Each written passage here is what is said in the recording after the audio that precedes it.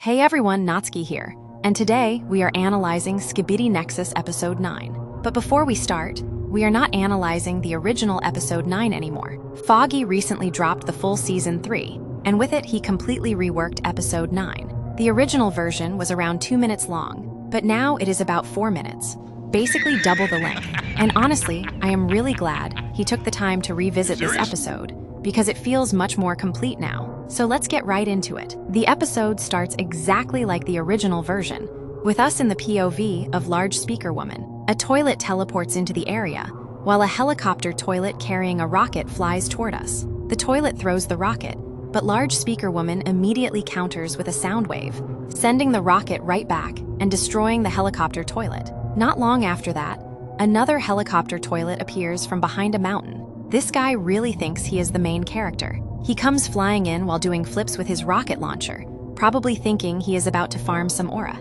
Unfortunately for him, a cameraman car hits him with a laser beam, stunning him instantly. Then Large Speaker Woman finishes the job by slapping him straight into oblivion. Next up, a baldy mutant enters the fight. As we jump onto the camera car, he starts rushing directly toward us. We use our speaker sound waves to create some distance, but then a robber toilet suddenly appears. Following the mutant's command, he fires laser eyes at us. We get hit and pushed back. As we recover, we look toward the destroyed city and notice something interesting. The toilet from the beginning of the episode is still there, but before he can do anything, he gets weakened by speaker sounds and then finished off by a clean blaster shot.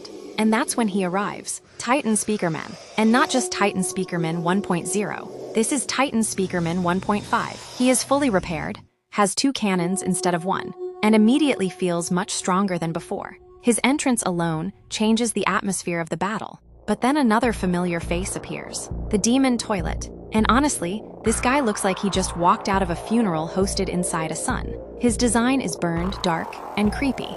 Despite that, he is not weak at all. He immediately fires purple laser eyes at Titan Speakerman, forcing him to block. Titan Speakerman responds with a sonic scream and follows it up with a blaster shot. The Demon Toilet barely dodges and then teleports away. And I am sorry, but that was negative aura plus 100.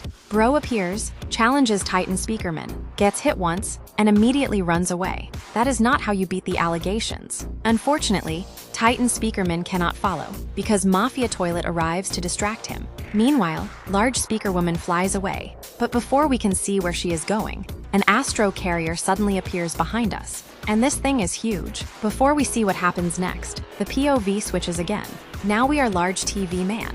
The camera tells us that the area is contained, and severe damage may occur. Right away, we encounter a guard toilet wearing a protective mask, probably because of the gas in the area. The toilet fires lasers at us, but Large TV Man uses his Astro Claws to deflect them. Then he activates his white screen ability, blinding the toilet before eliminating him. As we continue through the facility, the Demon Toilet suddenly appears again, and this is where things get weird.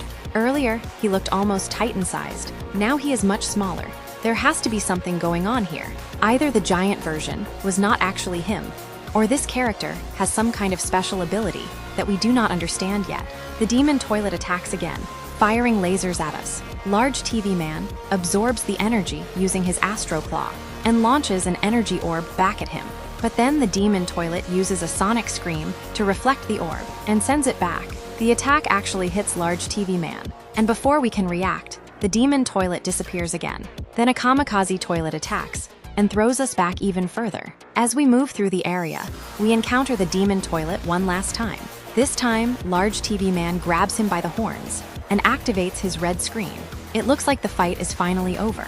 But no, the Demon Toilet uses another sonic scream to push Large TV Man away. And then he pulls off the most legendary escape strategy imaginable, the Homer Simpson escape. He just leaves. He literally runs away again. The final scene of the episode takes us to Scientist TV Man. And this is where the real story progression happens. Scientist TV Man reveals that they finally found Titan Cameraman, and now it is time to strike.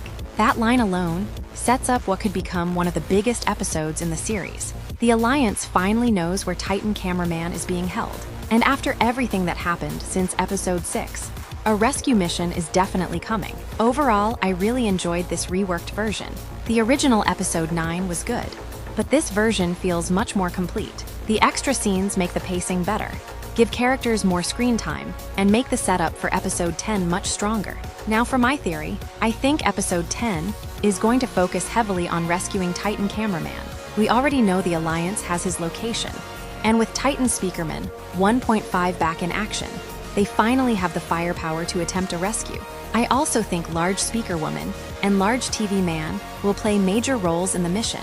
The Demon Toilet is another mystery. The size difference is way too noticeable to ignore. My current theory is that there might be multiple Demon Toilets, or that he can somehow change forms. Either way, I do not think we have seen his full power yet. And finally, the Astros. The Astro carrier appearing in this episode feels like a warning. The Astros are getting more involved every episode, and I would not be surprised if they interrupt the Titan Cameraman rescue and turn an already difficult mission into complete chaos. But honestly, that is exactly why I am excited for the next episode. Foggy did a great job reworking episode 9, and doubling its length was absolutely the right decision. The episode feels more alive, the story flows better, and it sets up the future perfectly. And yeah, that is it for today's analysis. This was Natsuki, and before we end this video, one last thing. Before episode 10, I'm gonna do the full season 2. I just did episode 9 before, since it also was season connected. So don't wonder it's just a bit different. I didn't forget about the season. So thanks for watching this video, and I hope to see you again in the next video. Natsuki out.